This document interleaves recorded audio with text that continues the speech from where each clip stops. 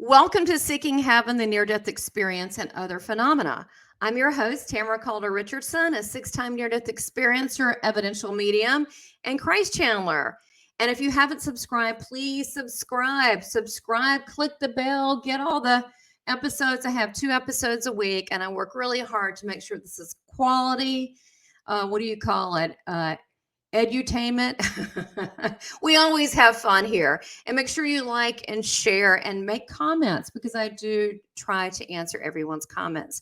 So thanks for watching, and I want to talk about today's guest. Today's guest is terrific. There are multiple spiritually transformative experiencer, as well as a follower of Christ, which I am too, which we have that in common, as well as she has her own podcast, A Love Covered Life. So I want to welcome Melissa Denyce. Hello. Hello, Tamara. Thank you so much for having me on. I'm really excited to be able to meet you and have this conversation with you. Oh, are you kidding? And I love what you're doing, and I love how positive and authentic you are. And so thank you for putting yourself out there. Thank you for everything that you're doing too. We're just on the same page with so many things that I think this is going to be a lot of fun. Are you kidding? Of course it is. Yeah, I saw your energy. I was like, oh my God, I love this woman. She's got great energy. So, and it was funny. As soon as I saw you, I said, Jesus is here. Do you really love him? And you're like, yeah. Because he's like just hanging out with us, because I just feel him around. So, you know, the interview obviously is going to be great if he's hanging around. So, well, look, I wanted to talk to you. I know you have a podcast as well, and you've gone through the spiritual journey. And so I wanted, you know, however you want to jump in and start, we had talked about that you have multiple spiritually transformative experiences, from, you know, the OBE to the pre-birth memories, and then how, you know, you have spiritually grown and so forth for doing, you know, your podcast like I have. I was laughing, we were laughing earlier pre-show about, you know, I wouldn't have, it was not on my radar, this whole ET starseed stuff. And now I'm like, have all this memory. And so you have to have a laugh about it, because, you know, I'm growing, you're growing. And so we're definitely a work in progress. So how do you, I know you said that you've always been interested in finding God. What kind of a little kid were you? Oh, sure. Yeah. And feel free to interrupt me at any time, but I guess I'll just start at the beginning. So as a very young child, I had memories. Now, at the time, I did not understand that they were anything unusual. I just assumed everybody had them. And so I had memories of something that is completely impossible to put into words. It is completely impossible to describe it as a concept that we understand, or with a visual that we understand. So it has taken me 30 plus years and discovering other near-death experience stories to be able to even begin to put it into words. But looking back on it now, the best way that I can describe it is it was like a universe of light. It's like this, like when you look at these pictures of outer space and you see these galaxies of this super bright light. Mm-hmm. But the light was not just light. It was so many other things. Mostly it was love. It was the deepest love that you can possibly imagine. It was like this burning fire of love that had created everything. It was the source. And I never had any question that it was what we call God. And I remembered having this experience of what it was like to be what we call in Christian circles in the presence of God. This completely magnetic experience that takes your entire mind and attention. Like it is all that you know when you're in it. And it's like you're inside this hurricane of light and love that is completely captivating your entire awareness. And it's all that you know. And it's like this paradox. It's like the question and the answer. It's the desire and the satisfaction. It's the answer to everything that you think that you want is in that light. Wow. Well, now, did this happen in childhood that you recalled this, or what age were you when this happened? I always remembered this, and it would come back to me because I was raised in the Judeo-Christian faith, and my dad had been trained as a minister, so he knew Hebrew, and he taught me the names of God in the Old Testament of the Bible in Hebrew. And so it would come back to me when he would tell me things, like he taught me the name El Shaddai in Hebrew, that means, he told me, means God who is more than enough. And whenever I would hear that, it would just take me back to this. And I would have this flashback of this memory, and I would think, I've experienced that. I know what that is. And I was a little bit confused as a child because I didn't understand where it had gone. And so I was very dedicated to my Christian faith. And then when I learned to read the Bible at age 7, my parents gave me a Bible, and I would read these passages in the Old Testament that would talk about so and so climbed up Mount Horeb and found God. And Abraham experienced the burning bush, and God talked to him. And I would just be overwhelmed with this memory of what this feeling was like. And I was dead set on having that experience. It's all I cared about as a child, is that I was going to find God like these people in the Old Testament did, and I was going to have an experience of God in this world. And I did a lot of things in search of that. So now, you were taught in the traditional. So your dad was a Christian minister. Is that correct? Yes. Okay, so he was a Christian minister, and so did you regularly go to church and do the things that people do like that? Did you? Yes, we went to church 3 times a week. And that's where, I don't know if you want me to get into this, but my story started to go in another direction, because we Sure. went to a Reformed Baptist church which held to what's called Calvinistic theology. And they teach that God created 80% of the world's population for the sole purpose of going to hell, just so that those who were going to be saved and go to heaven could be so thankful to God for what he saved them from.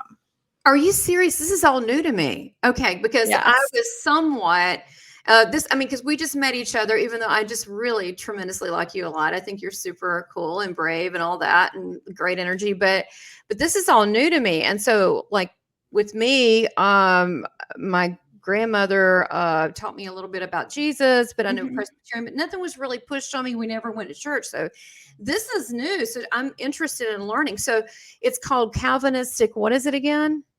Calvinistic or Reformed theology is And what it's called. 80% are created to go to hell. This makes no sense to me, but it doesn't. It makes mean, no sense. I mean, it's a loving God. What was the explanation for this? Well, the explanation was that God was so holy, and we're such sinners, and we don't deserve anything, and it's only because of God's grace that he saved any of us. Wow, that is a lot to live up to. You know what I mean? Because you're like, am I part of the 80%? And if I am, I might as well just live like a heathen and live it up. Right. If I don't really have a shot at this. So at what point did you start? I mean, I find this really fascinating. And because there's so many people out there, different religions, I don't want to name them, but let's just say different religions and even different sects in Christianity, that they may still love Jesus, but they're traumatized by the religion itself. It takes bravery to actually admit that, because stepping outside of that and to go on your own journey takes a lot of courage. So at what point at least in your mind, how old were you when you started going, this doesn't really make sense to me? Yeah, absolutely. There was always a part of me. I don't think that I ever fully accepted it. And I have to give my dad credit for that, because he didn't either. And so he would sort of rant on the way home from church about how ridiculous it was. But it did affect me because I was so young. I experienced some pretty severe religious trauma, which I'm still working through to this day. But there was always this deeper part of me that had these experiences that would keep coming up to the surface. And there would be these moments in my life where I'd have these epiphany moments where, like, my heart or my intuition would tell me, no, they're overcomplicating it. It's all about love. It's all about love, and that's all that matters. But as a child, I was confused about it. I didn't really know which way to go. So I'd say, even though I didn't fully accept it, it still affected me. Of course. Of course. And not just, with yours, like I said, there's so many different ones that have certain aspects of minus the love part, and they get, like Mhm. the hell, and what do they call it? Hell and brimstone, or hell and Mhm. fire damnation, whatever. And it has really left a lot of people, confused and marked. So as you started breaking free from that, how old were you? Did you stay in it till you left home, this religion, secretly, or how did this go? When I was in my teenage years, I'm not sure of the exact age, probably about 17 or 18. I just started thinking to myself, I'm done with this. But I waited until I was legally an adult to leave the church because I didn't want to cause a huge upheaval with my family. Mhm. It So two things happened around the age of 18, 19. I left the church, and I also had my spiritually transformative experience at that time. So do you Okay. want me to go into that? Yeah. Yeah, I would. I just want to, this is going to help so many people, Melissa, as you talk about the unfoldment of things. And it's making me realize, mine, whether you've had religion, no religion, you've been confused by it doesn't Mhm. really matter.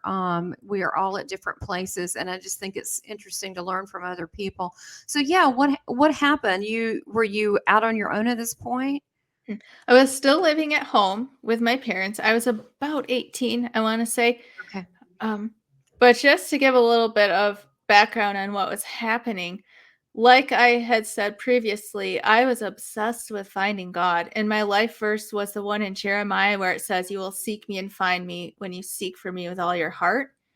And I So I did a lot of crazy things I don't necessarily recommend, trying to stimulate an experience. I would go out in crazy weather, in blizzards.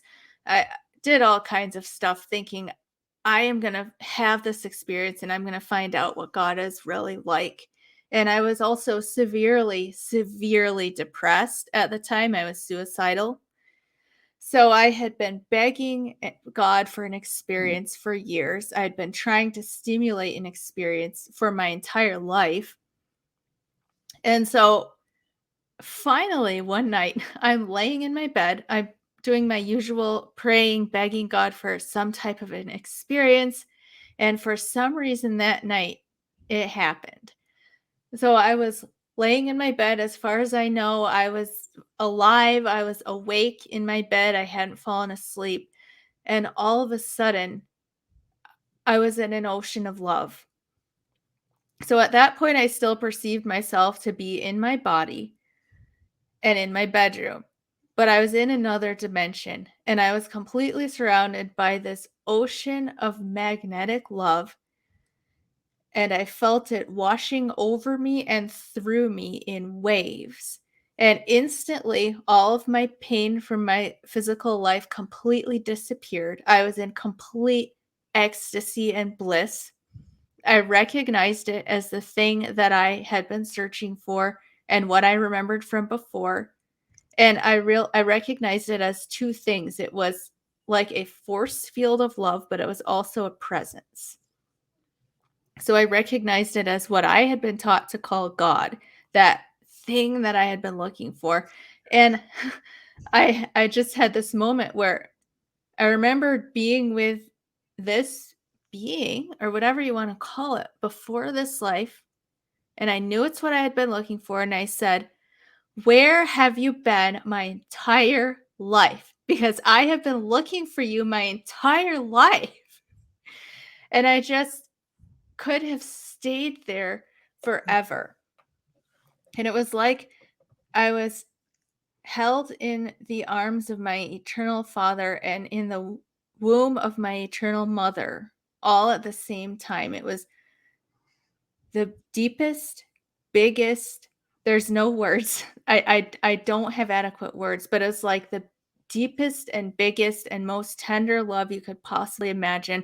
It's like you're being held in the arms of the universe and you're completely safe.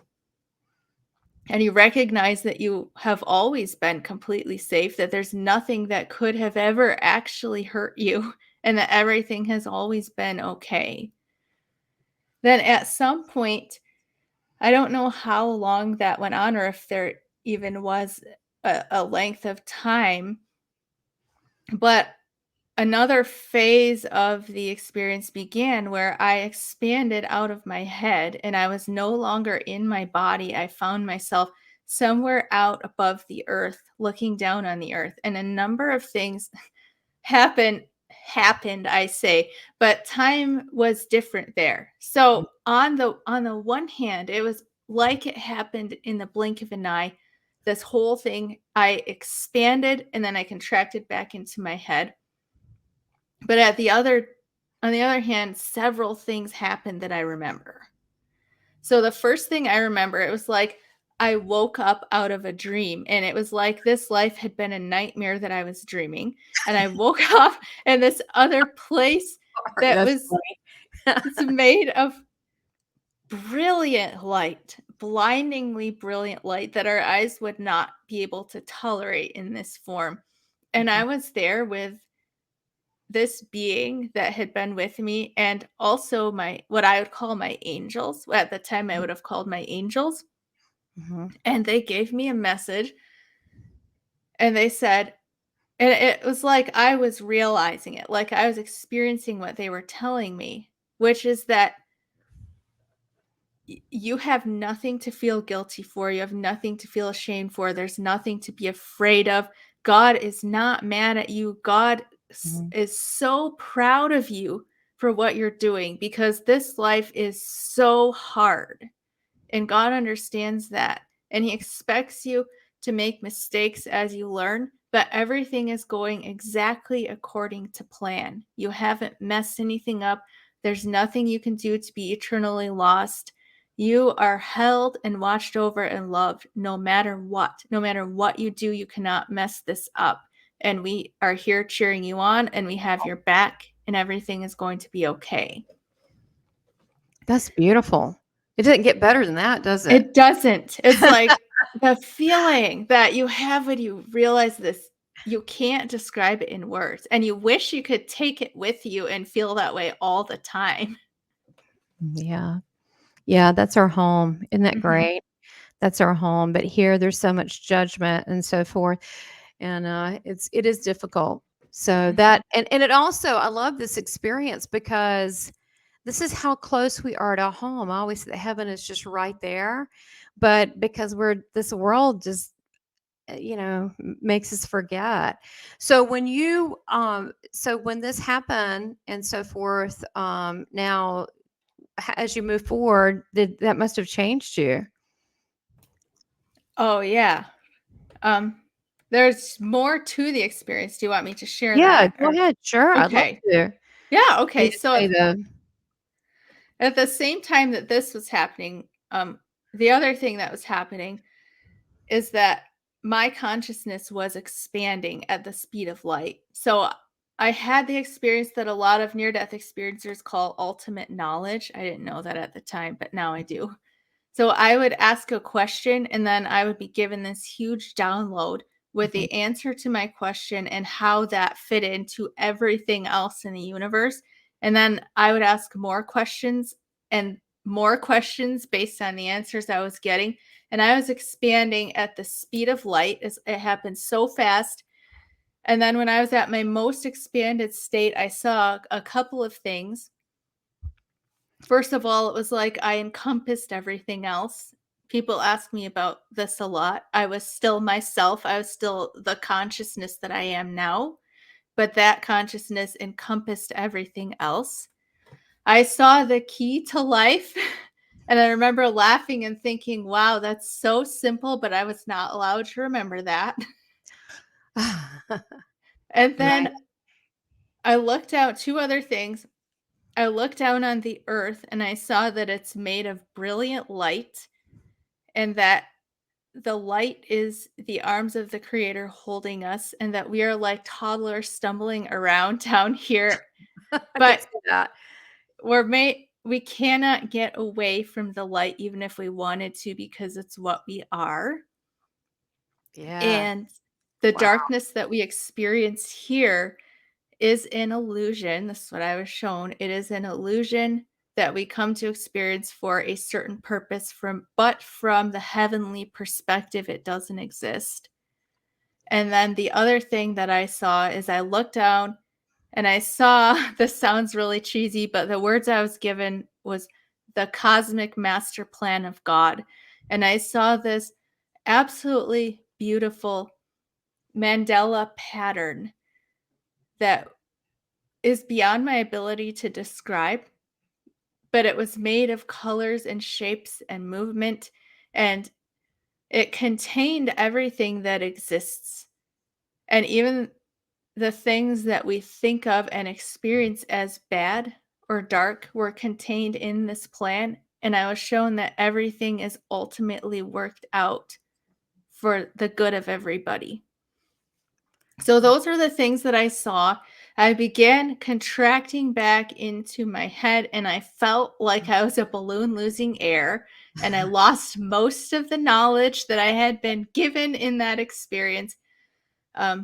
I very clearly heard the music, what they call the music of the spheres, as I was coming back in.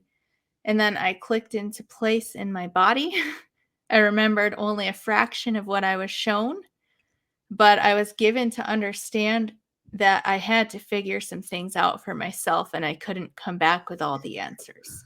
Wow, that's beautiful, Melissa. And I think that you know by now that, by talking with so many near-death experiencers, that as humans, we're just not allowed to bring all that stuff back with us. And so some people are afraid once they start remembering their NDE to say anything because they don't remember all of it and they feel kind of bad. Yeah. That's sort of the plan. They're not supposed to. Yeah. And there's a certain sense to where we can't understand all of it. And I know this is a cliche thing that religion will use to get out of having to explain things, but it's true. It's like some of this is so far beyond the Yeah. ability of our brain to comprehend. Right. But we try, Oh, yeah. which is, the whole finding God, seeking heaven thing. I mean, we're basically, trying to find our home, our true home, which is that of spirit. So, Mhm. I think that we forget we're just these bodies, but we're a lot more than that. We're eternal spiritual beings. We can't help, we're part of creation, right? Right. There's just Right. nothing we can do about that. So we exist because we exist. So, wow, that is amazing. So that was a gift that you were given, Mhm. right? That was a gift. It was absolutely a gift. Wow. Beautiful. And the good thing about it, you didn't have to, well, you probably had emotional trauma and depression, Mhm. so you did, you might have experienced that, but, with NDEs, you didn't have to go through a car crash to experience that. Right. I'm very thankful for that. Yeah, right. I mean, what a gift. So you come back now. How old are you now from this experience? 20s? I was 18, 18, 19. 18, Yeah. 19. And so you come back. And so how does that shift and change your life? Because it would have had to, right? You did remember some of it. Yeah. Well, for one thing, I left the church that I had been raised in, and I think that was probably the main way that it affected me. Um, I was still very steeped in my religious upbringing at the time, And I was nowhere near ready to let go of all the things I needed to let go of. And I'm not saying at all that Christianity is bad. It can be a very good thing for a lot of people. But for me, because of the religious trauma that I experienced, there was a lot more I needed to heal from and let go of. And that was a process that took decades. But at the time I left, I found a much more what I considered to be at the time open-minded church. I joined a non-denominational charismatic church. And the primary reason I did that is because I wanted more experiences. And being a teenager, I guess the biggest thing I took back from my STE was, oh, wow, that was bliss. It felt Yeah. so amazing. And I want to feel that again. Well, sure. There's no reason that you can't. It's funny. Yeah. I did something similar. I didn't know anything about it. I went to a Pentecostal non-denominational church just because I want to experience something. And I figured that they're like way out there, that they were open to anything. I was like, I don't know what all this is, but I just want to experience something. That's funny. So did you, when you joined this church, charismatic church, did you experience anything? I had a lot of experiences, nothing to that extent. I had some supernatural healings. I definitely felt something during the worship services, something mystical. But I think the biggest lesson of my life, that one of the biggest things that I've come here to learn, because I've been very frustrated overall that I haven't been able to have more supernatural experiences. And I think that's because I'm supposed to learn that I am already that, and that I don't have to look outside of myself anywhere to find that. And that seems to be the biggest thing that I'm learning and still working on learning. Well, I think that is huge what you just said, because so many Mhm. people are looking out there when really the greatest journey you'll ever have is within here, the life that's within us. And we're all capable of so much. I mean, look, what did Jesus say? You can do what I've done and more. Well, I mean, he was Exactly. raising the dead, so it's kind of like big stuff, you know. So Yeah. apparently, and more. So the and more, what's that? And more, uh, be able to be in spirit and go places, and also have a body, not have a body, reappear the body, right? Isn't that what Mhm. he was able to do? So all these things. They say that yoga masters, can do that. They can materialize and dematerialize in different places. So, Yeah. yeah. So I think it depends on our level of confront. It was funny before the interview that came up to me, and Spirit was talking to me. I'm like, why are you telling me this? He goes, people have different levels of confront. I said, what do you mean? Because they want things that, like, I've seen and done a lot of stuff spiritually, but they want that, but they're not willing to confront it. So with that, you have to just be able to let it be and not have judgment behind it. And people don't understand that. So I think it has to do, so much of the spiritual experiences have to do with our mindset and willingness Oh, not yeah. to be judgmental about it. Like, oh, that's evil. Maybe it's not. Maybe it just, I think we're really quickly, we label things too quick. Mhm. And just because something is a mystical experience doesn't mean that it's bad. Absolutely. Right. So now how did this go over with your family when you like, "Oh, I don't want to go to church today? Did you have a conversation? Did you get like, a stinky face look like, okay, how did this happen? I mean, did they notice? I guess they noticed. Yeah, at this point, when I was a teenager and I left my childhood church, I have to give my family, specifically my dad, some credit, because he he said, after me having been there for a few weeks, he said, "I see such a difference in you that even if I don't understand it, I have to support it." And that's how he's always been. Wow. He is one of the most supportive people even right now with what I'm doing now. He's one of the people that supported me the whole way. And And he actually started attending with me to see what it was all about, and eventually my whole family came along with me, so that was awesome. Really? Wow, Yeah. that says a lot. So maybe they secretly were like, "Really, is 80% of the people damned to hell? Maybe we should look at other places." Right. I mean, I've never heard of that, but that's, I'm always learning. So, and I've met a few people that have been in cults that had to get out. So, that's why we don't know what someone's background and what they've been through to be where they are now. So, as you move forward, you ended up getting married, and so I guess he was very open to this, who you are, Mhm. Yep. and then how did your life unfold to asking more questions? And for as Mm. Christianity, you probably had to put it in an, like, okay, let me look at this whole thing. Yes. So, I married my husband, we moved across country, I got involved in a new Assemblies of God church and was actually when I first got married, my husband deconstructed. It's like almost immediately after we got married, he deconstructed. He stopped attending with me. And I went through a period of time where I was just so angry at him.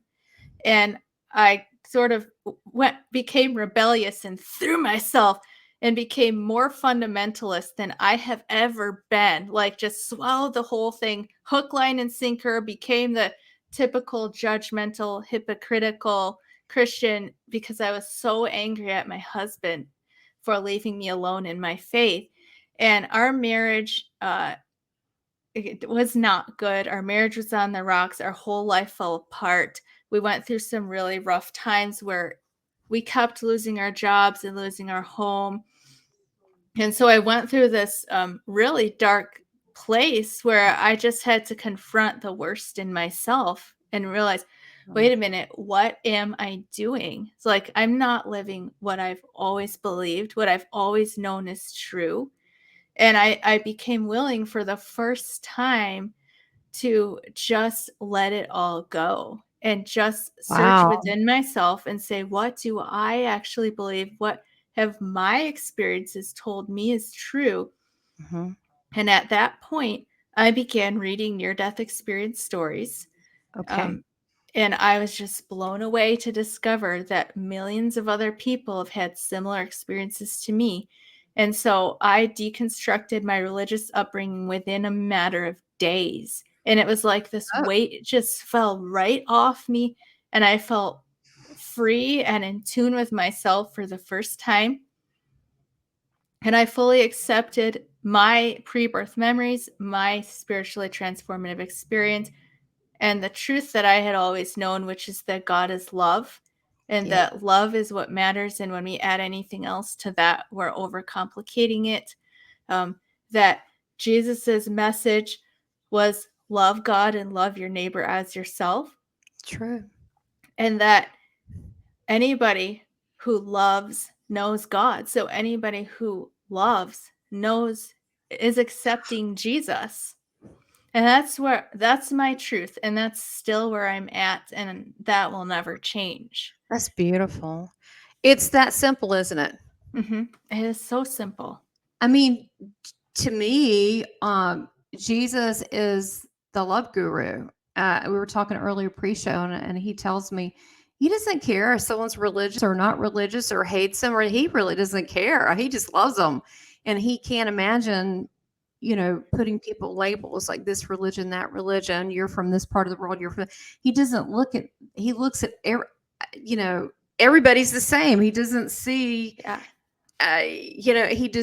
he defends everybody. He's always defending everybody. I mean, he said, well, based on where he is, of course he's just always defending people. He's just definitely love. So that's why I don't understand. And I think we were talking a little bit pre-show, and I thought maybe we would bring this up because I know other people have experienced it and so forth. But you try to learn from your experiences, but there are this I guess quandary between Christians versus New Agers, and we're back to labeling. First of all, I don't really like labeling. I do love Jesus, but I don't want to label myself. I mean, I definitely don't fit in the typical traditional Christianity. But if you bring it to the base level, like you said, it's really about love and trying to have love for others and not overcomplicating that. But there seems to be, you're over here, they're over there. And we were talking earlier that I feel that so many of people, if you want to label them new age or whatever, or the, and a lot of it's the talk, the talk is different. When you go to church, there's a certain talk you use. You have to use a certain language and talk. And I think that so many of the people that are not for Christianity is because they have been traumatized and they have been hurt, and many have been rejected because they're asking questions and they're rejected. And so to me, the anger toward that is because they've been let down, they've been hurt, they've been traumatized in some way. And when you ask questions, sometimes that's not safe. So I don't really see them as that different. And then the people that on the other side, there are people that call themselves Christians that are very judgmental. I've had that. I told you they won't even come on my show because they see medium. Well, I can't help as a kid seeing spirit people. I know the difference. Good and bad. I to me they look like us, but there's judgment there because there's a fear of not understanding. But Jesus doesn't want anyone to judge. You know what I'm saying? I mean, like, it's not like a club. Like exactly. You're not part of the club anymore. I'm like, and then so I'm kind of weird because I actually in 1 week I was attacked by Christians, and that I had on the show, and then I was attacked by a guy who was a spiritualist, and he said, "You're a Christian," and I'm like, people really quick to label me, and I'm like, why do I have to have a label? Why can't I love Jesus the way I want to? Right. And then why can't I love everybody else? And why can't I be open to talking about lots of things? Why is there a parameter? So I think that it's important that we all get past these judgments is what it is. Yes. What do you think about all this? I know you've seen it too. You have a podcast and you've been out and about and you've been on both sides. And I think Jesus wanted me to experience Christians judging me in a horrible, horrible way. And I think he wanted me to feel that so I understand how other people, and it doesn't feel good either side. I think it's the, there's arrogance, the club, there's an arrogance there that I know Jesus probably would not like. How do you feel about all of this? How can we come together? How do you feel about all this? I'm so glad you brought this up because as we were talking before the show, I am extremely passionate about this. And this is something that I've talked about on my channel several times now because, like you said, it comes up all the time. And it does. I experience it mostly between Christians and New Agers because that's where I'm at. But I think it probably happens across any religious barriers. And it's like you said, the club, it's like this tribal mindset. I can speak for Christianity. There's definitely a tribal mindset, although many people involved in it don't realize they're doing it.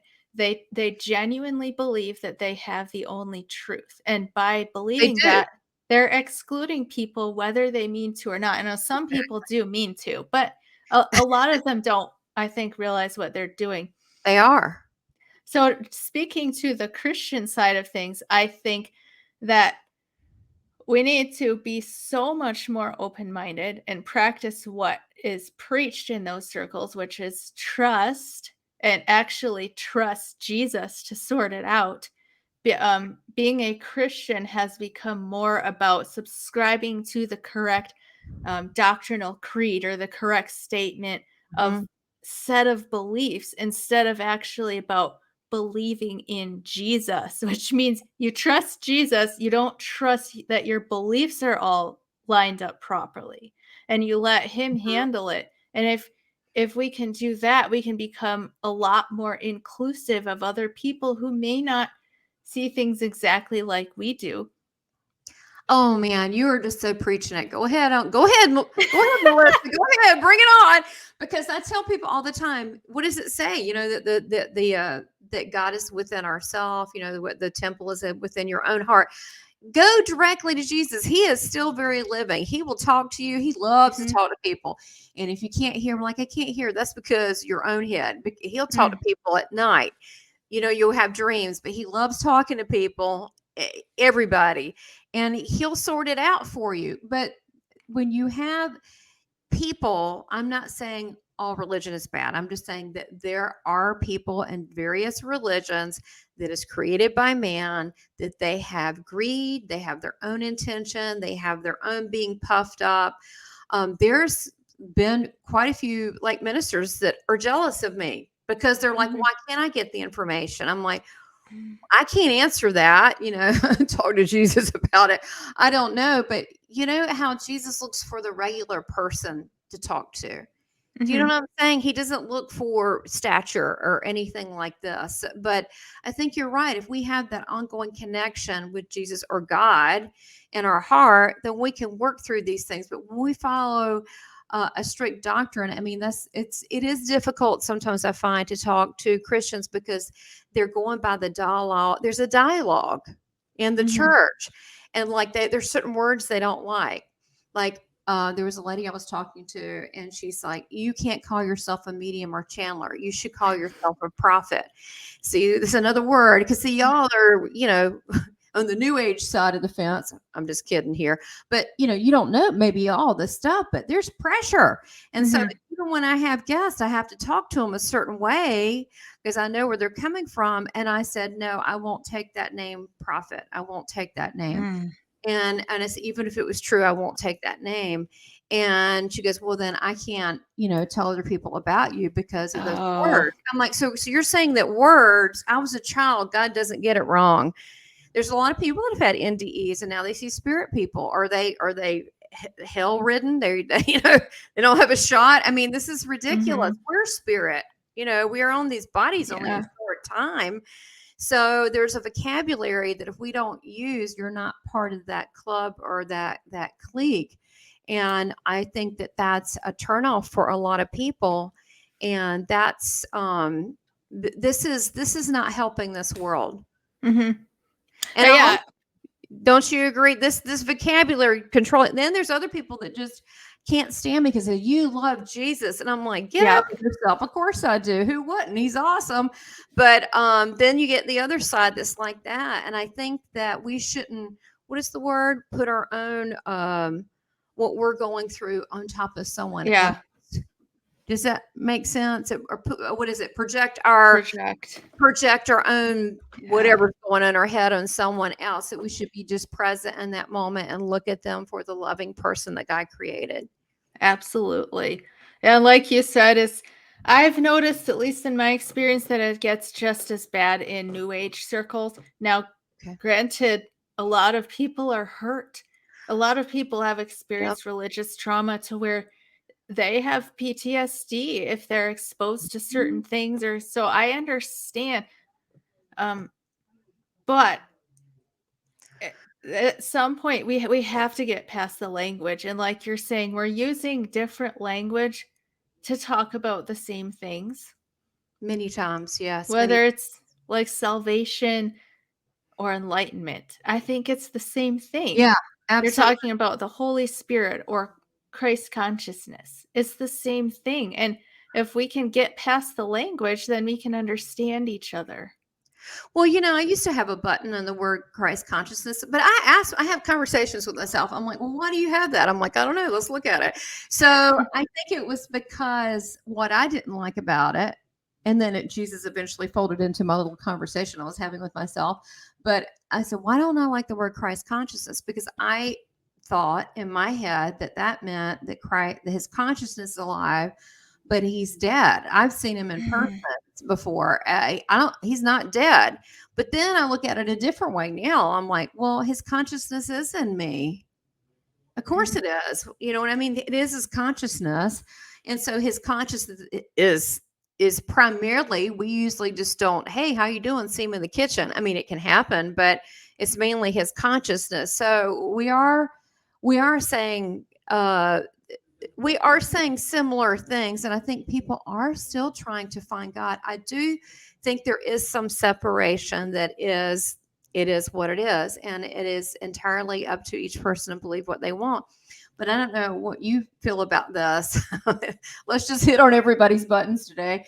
Why not, Melissa? Is that you have some people that I know, you probably do too, that are you may say Christian, that feel that has this, it's called a millennium, like where they think that there's nothing that you can do, that the earth is going to destroy itself, Oh. everything's going to help. Okay, you know where I'm going with this. Everything's going. I've heard it all. Okay, well, the mountains and the so and so, and then we're going to have the tidal waves, and it could be the God's really angry, and that it says that this is going to happen, and this is absolutely going to happen. Where I, first of all, think that's depressing. Okay, number one. It's back to like those 80 people are just here as sacrifice for the 20. It's like, why? A loving God would just totally, put us here for change and then just blow us up or just destroy us, And I'm told, oh, don't move to Florida because they're going to be underwater. I mean, I've heard, and there are people that have seen these, by the way, these cataclysmic type earth things, and they're NDEs. But being a professional psychic medium, I can tell you what I think that is. Okay. And again, nobody knows. Okay. We're just talking, nobody knows. Is that we have different timelines. That could be one scenario. There could be other scenarios. There could be, that's why I don't like doing psychic readings. They go, oh, am I going to get pregnant? I'm like, I don't know. Do you want to get pregnant? I mean, there's different timelines. So that could be a scenario, but I don't think anything is in stone. And I don't believe God put us here to set us up for failure. I think we have a mission, which is love. And I don't think that that's, to be here so we can all be kind of blown up. I don't think that doesn't feel right to me. So it's very difficult when you have a certain group of people that are kind of excited about this whole, Armageddon thing. and I'm like, not really excited about that scenario. I choose to feel differently about it. I choose, why don't we make a utopia here with people that love each other? What do you feel about that? I know you're probably hearing it too. Yeah, I agree with you. I was raised with that whole Armageddon idea that God is going to burn everything up and send all the tribulations at the end of the world. And like you said, excitement about it, like Jesus is coming back. So like, just yay! All these things are happening, and like all these other people who didn't accept him are going to get destroyed. Like, no. Right. That, to me, okay, this is my opinion about that. It shows an extreme lack of empathy. And we are here to develop empathy. That's where we're going. We're going through this transformation into unity consciousness. And the first step into that is recognizing that somebody else's pain is my pain, and I should do something about it. And so with these people who have had these visions, and a lot of near-death experiencers have seen things like this too, but generally they're told that these events are not set in stone, but it was where we're headed at the time of that the vision was given. If we don't change things, if we don't begin to develop this empathy and love our neighbor as ourselves, but all the power lies with us. And if we can find it within ourselves to come together and create a world of peace and harmony. Right. And part of that is being able to be in the presence of someone. Now we've got all these things where words are threatening, and I'm like, well, what's the big deal? Why can't you just have an opinion and I have an opinion? Now, obviously, I don't think anyone of any sort, religion, no religion, whatever, wherever you're from, likes the idea of mean people hurting other people. But other than that, why can't we just let people, what is it? What was that song? Is it Paul McCartney? Like live and let die. Why can't you just let people live their life the way they choose if they're not hurting anyone? And and actually just be okay with that. Like, I'm okay. I'm fine with that, long as they're not doing anything to hurt anybody or themselves, they just let people, they have free will. But I think this type of cataclysmic doom, and I hear it Mhm. all the time from people, and I'm like, by you agreeing it, one of the things that Jesus told me over there, he said that we manifest with our, well, he didn't call it manifest. He told me, because I was a little kid, he said we create with our mind. So we need to be careful what we think, because then it will be created in the world. He said in heaven is instant, but here it takes longer. He said, so we need to be mindful of that, to put positive things. So if we're all thinking the world's going to blow up, what do you think's going to happen? I mean, like, Right. I'm like, excuse me, not in agreement with that theory. I'm all about the love and light and the hippie route. I'm going, that way. Yeah, I'm with you. Not really for that, because I'm not, I mean, yeah, we got a lot of work to do. Yeah, it's not perfect. Yeah, there's some mean people out there. Yeah, but let's just don't like throw Mother Earth away. Come on, Mhm. we, there's much to do. But I think that what you said is pointing fingers and making wrong versus, you know uh caring about someone and loving them. I mean, I have all kinds of friends, very eclectic friends. Even my husband's like, you have got the most unusual friends. It's true. I have like a gay shaman friend. I've got a Pentecostal French friend. I've got the starseed friend. I've got all sorts of kinds of people. Um, all different religions and so forth, because I don't really have a problem with that. I don't know why it's a dirty word for people to Mhm. have their own opinions and their own thoughts about what they need in life. How do you think we can pull it together more in love? I think what you're talking about right there, learning to allow people to be who they are, to have opinions that are different than ours and Yeah, accept them. sure. Acceptance, I mean, we don't have to accept all behaviors. We don't want to accept behaviors that are hurtful and harmful, but accepting people, accepting different ways of seeing and believing about the world, getting to know people who are different than us and letting that challenge us, learning to intentionally feel other people's feelings, recognizing that if someone else is hurting, then that's our pain as well. And I don't mean like taking the whole burden of everything on your shoulders, because that's Right. not healthy either, but just doing what we can. Like, my favorite thing that I always bring it back to is Howard Storm's near death experience, Yeah, I like it too. when Jesus told him, love the person you're with. Yeah. Just spread love in your corner of the world. And that's like a chain reaction, Mhm. because when people feel loved, that opens them up and they can love the people around them. And it is so simple that we overlook it. We don't think it's going to work. We don't believe that that's actually possible, so we don't do it. But what if we all just did it? Then we could transform the world overnight. It's funny. I think a big part of that is humor. Jesus told Mhm. me, he says, I needed, when I was over there, one of the things that he said, uh, this world has forgotten to laugh. Well, I'm a kid, so I literally Mhm. thought there was like a disease where people didn't laugh. I didn't know, 'cause I didn't understand about joking. And he was joking. He says, they've forgotten to laugh. I was like, really? He's like, yeah. And he says, but I think you can help with that. And he said, when people laugh, that opens their hearts and they're more receptive to things. So I think that, like Buddha had it right in terms of laughter. And I see that even with my mom, like she's in her late 70s and we go places, she dances with people, she hugs them. Oh, And wow. and I'm thinking she's always been funny, but something more than that. Like she's trying to get to see people the beauty in themselves, and then she'll go up and compliment them, and she'll talk about them and their family, and she'll just really makes them lighter. And I'm thinking, I think it's because that's her way of contributing back into the world right now, to give that playfulness, that love back to people. And so when we go places, people adopt her. They literally adopt her wherever we go.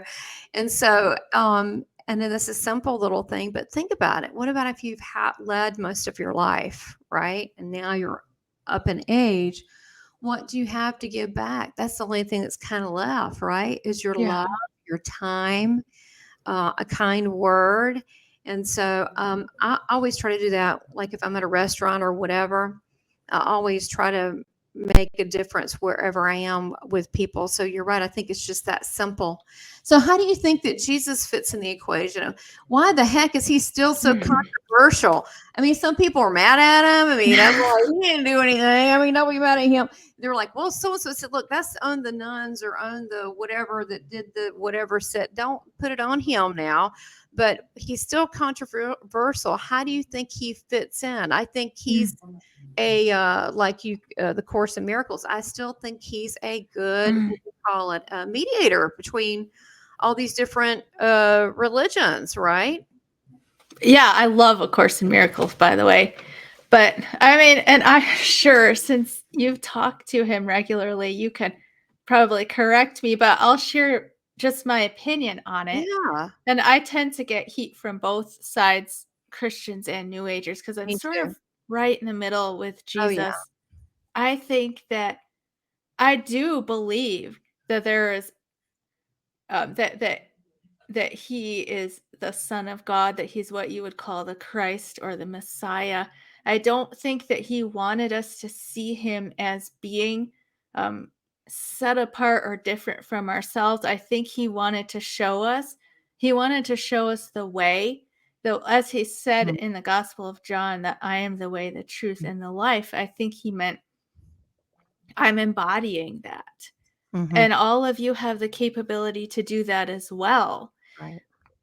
Having said that, I do think there's a lot of significance to what he came to do. And I do consider him to be my savior, not in the sense that I was taught that I'm a sinner and God had to punish him for my sin, but in the sense that he came to help us evolve. He came to help us overcome the darkness that we've created for ourselves here and to rise, to transform, to become enlightened, or whatever word that you want to use. He came to help the human race, and he's still there helping us, as evidenced by so many near-death experience accounts. He is right here waiting to help anybody who asks for help along their personal journey and to help us collectively to evolve into the unity consciousness that we were talking about. And I personally believe the second coming of Christ is us all awakening to that Christ consciousness and reaching that level that he's at.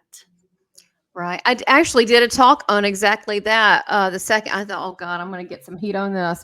The second coming of Christ. And I talk about that as on Rob Vox's podcast about that very thing. And I said, what about, not saying, that any of whatever people believe, but let's look at a different thing. What about if this is consciousness, the second coming is living within us, and that we pick up the torch and take the responsibility instead of pointing fingers and embody that? What about if that is? So I did a whole talk on that, because wouldn't that be good?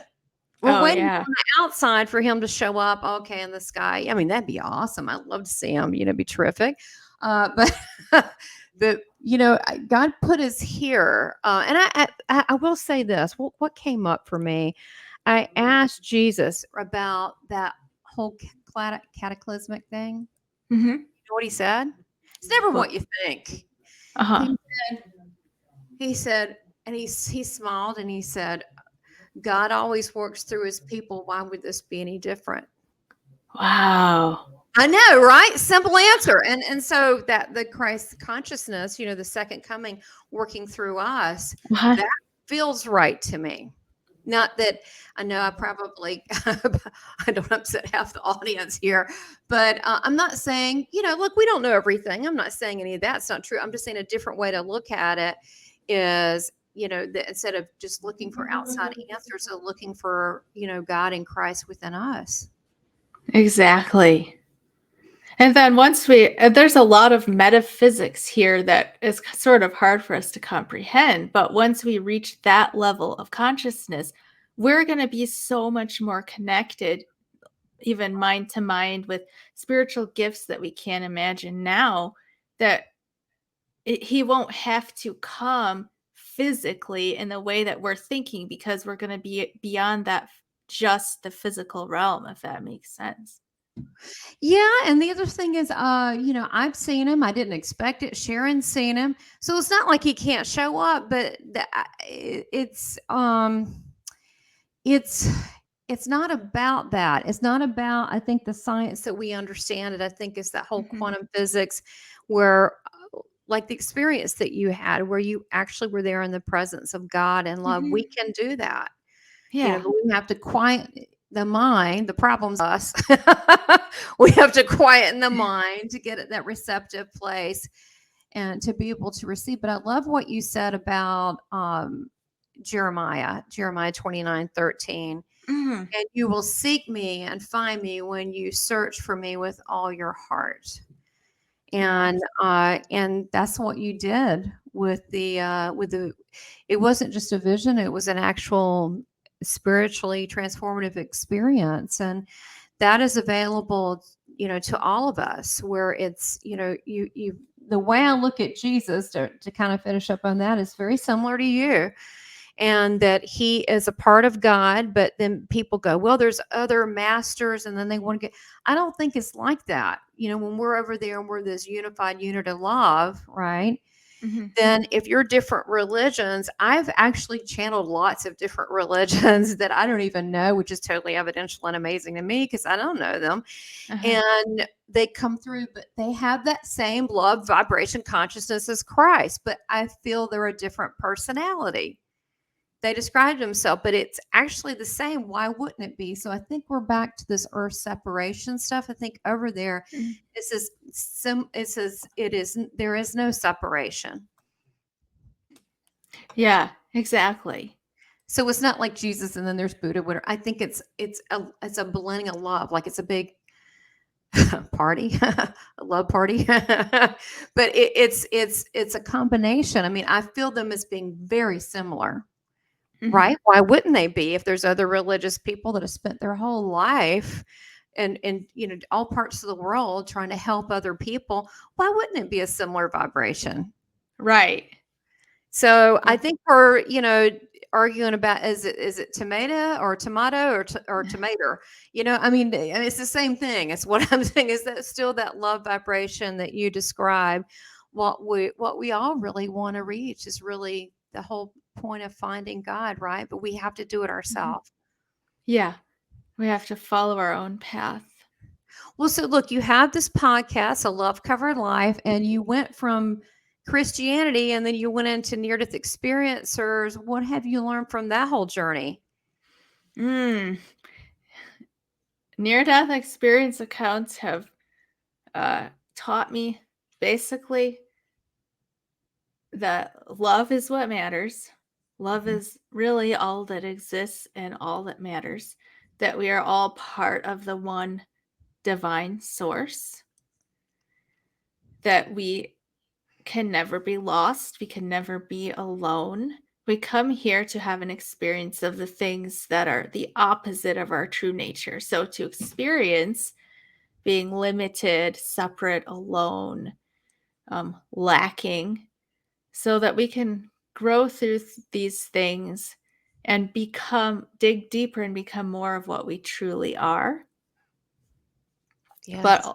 ultimately, um, we're all heading to the same place. We're all heading back towards union or reunion with God, with our source. It's where we came from, and it's where we're all going, although that language isn't completely accurate because we are that now, That's even if we true. don't feel it. That's true. We are that. We are living with the presence of God because we can't be separated, even if we wanted to. Mhm. So I think it's just tapping into that and realizing it. It's unfortunate that we have a forget our memory between lives, and here we are. Yeah. But think about it. If we were like I don't know, the number one football player on the team, and we come back and we've done this like how many eons, there has to be a forgetter to be able to play the game and learn the lessons. Because if we were connected and knew everything, we're like, we wouldn't want to be here. We're like, got it, I'm done.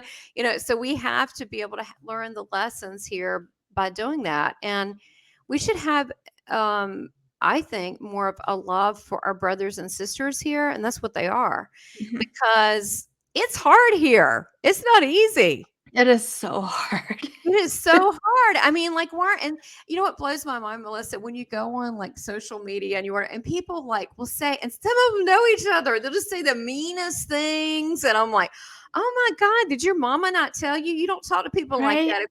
If you don't have anything nice to say, just don't say it at all. And I'm like, this is someone that, why are you putting this negativity out in this world? It's already bad enough.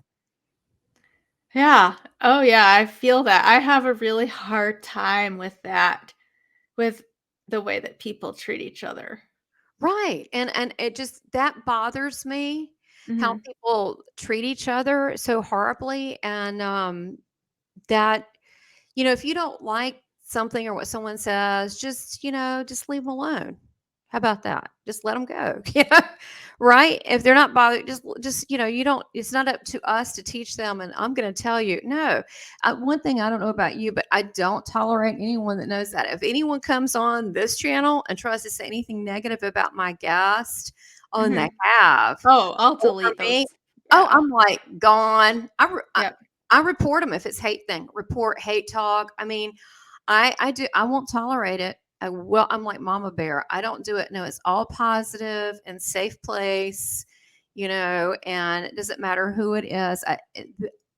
Everybody, they're the same to me across the board, that they deserve dignity. So I don't put up with any of that. I'm like a hard ass Mama Bear. Because it's not okay. You need to be nicer to people, and if you don't want anything nice to say, I'm very sorry you're miserable, maybe you need a hug. But I don't think there's a problem having ethics and instilling that, because I want people to feel comfortable. But I know that's one thing I've heard from many other podcast hosts, is like that part of it sucks, because people will sometimes load off and say terrible things. So Yeah, I do the same on my podcast where I'm interviewing people. I delete anything negative. anything that, why? Yeah. Yeah. And so I'm like, no, this is a safe place, and I've had people ask questions that I'm like, and some of them are questionable, but I'm like, hey, if they're really asking, cool, I'm fine with that. But the other, and I think it's just being mindful of how we treat one another. And all I can be in control of is my little world, and whatever that involves. Even the same thing with my phone. Like, I put my phone down at a certain time, and have people, why are you not answering your phone? I'm like, sorry, it's 9:00 at night. I'm done.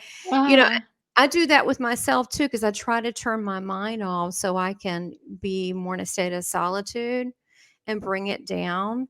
Because we have to, this world is so full of stimuli that we have to be able to control that, so we can connect to the creator and remember that we are part of all that.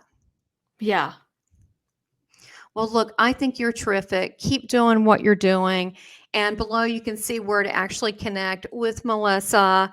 And I love where you're going with everything, with you, with your podcast. And I think you've come a long way, and you're going to give a lot of hope to a lot of people to be able to have the courage to look for themselves.